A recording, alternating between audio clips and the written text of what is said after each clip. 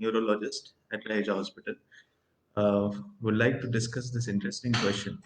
Is memory loss equal to dementia? So, many people come and ask that young patients, young normal people come and ask that I'm forgetting things. Am I getting dementia? Am I getting Alzheimer's? So, well, the answer to this is no. Not necessarily all patients who forget things will be having dementia. In fact, majority. So, let's first understand what is dementia. Dementia is a neurological condition where you have a significant loss in functioning of certain cognitive domains. Now, these domains are multiple, and memory is one of them. Not necessarily. There are multiple other domains like language, problems in executive functioning, uh, and so on. Yes, memory is an important part in the definition of dementia because it has got widespread circuits. Functioning in the memory involves widespread circuits in the brain, and any problem in the memory can be a part to the key to the diagnosis for dementia. But let's understand that the term dementia does not mean necessarily it's a irreversible progressive condition, something like Alzheimer's. Note that patients with dementia are usually can be elderly, and as the age advances, the patient's uh, tendency to get dementia also increases. But like there are irreversible dementias, like Alzheimer's, there are also many reversible causes of dementia, which are very common. So, what are the reversible causes of dementia? Well, to name a few, many patients are certain medications like sedatives, like patients for on medications for anxiety, stress. These medicines can sometimes cause dementia and forgetting, can cause forgetfulness itself. Then there are many other reversible causes like depression, which is in fact one of the most common factors causing forgetfulness in the recent time, which we are seeing. Uh, Depression causes lots of negativity. The sense of perception for normal things is deranged in the form that they keep seeing things in a negative way, which is not the actual thing the way they should see. This also causes lots of anxiety in them, and it's a vicious cycle which keeps going.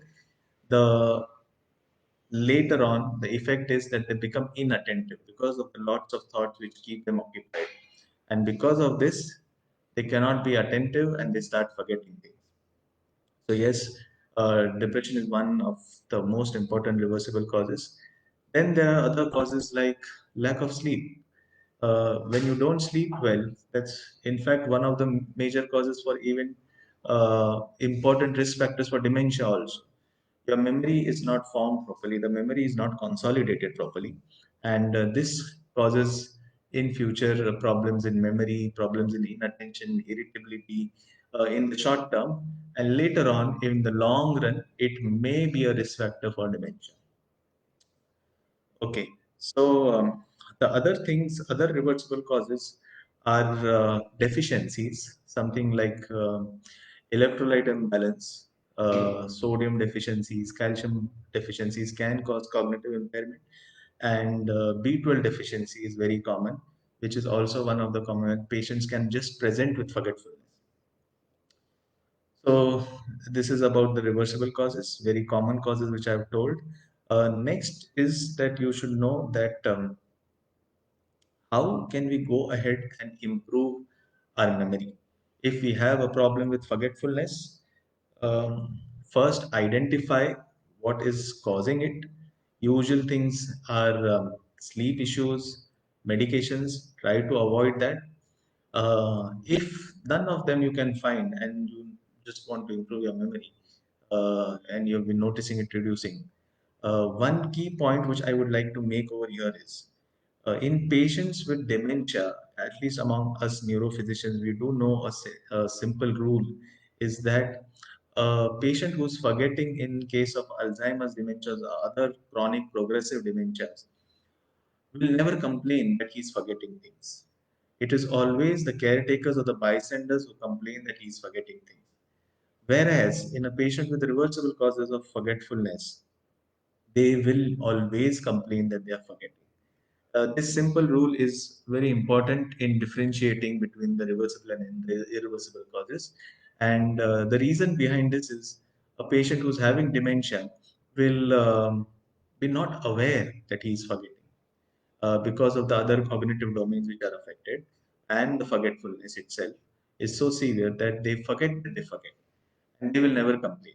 In fact, they come to our clinic, and when we ask what is happening, they say nothing is bothering me. It is she who thought there is a problem. That's why they have got me here. Otherwise, I didn't want to come. So that's the usual answer which we get from all dementia patients.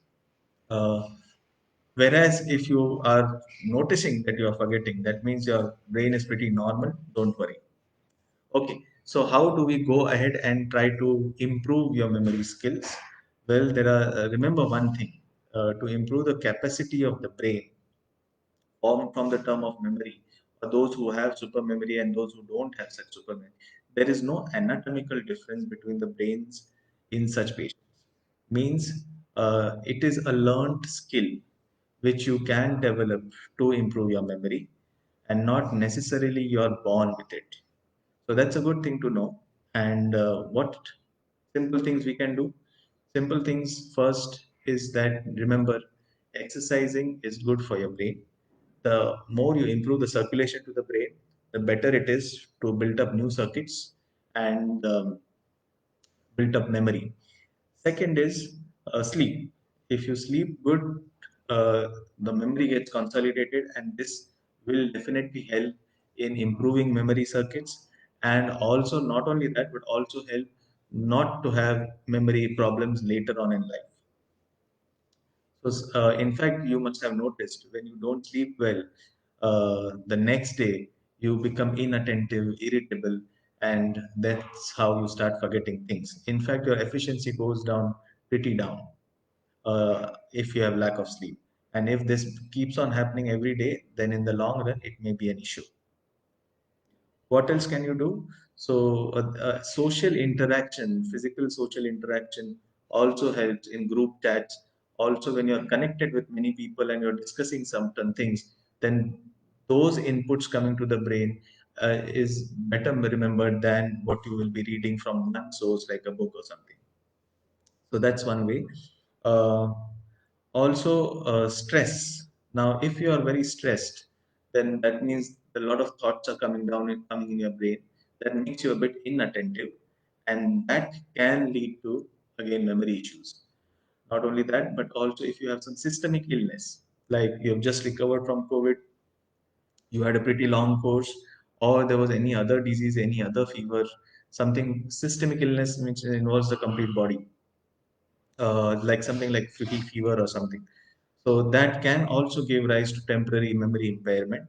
And remember that it's a reversible thing. It will get completely normal after a few days after the convalescent stage, after you have healed completely. Okay, I think that much is okay. Okay, thank you. Any questions you can ask.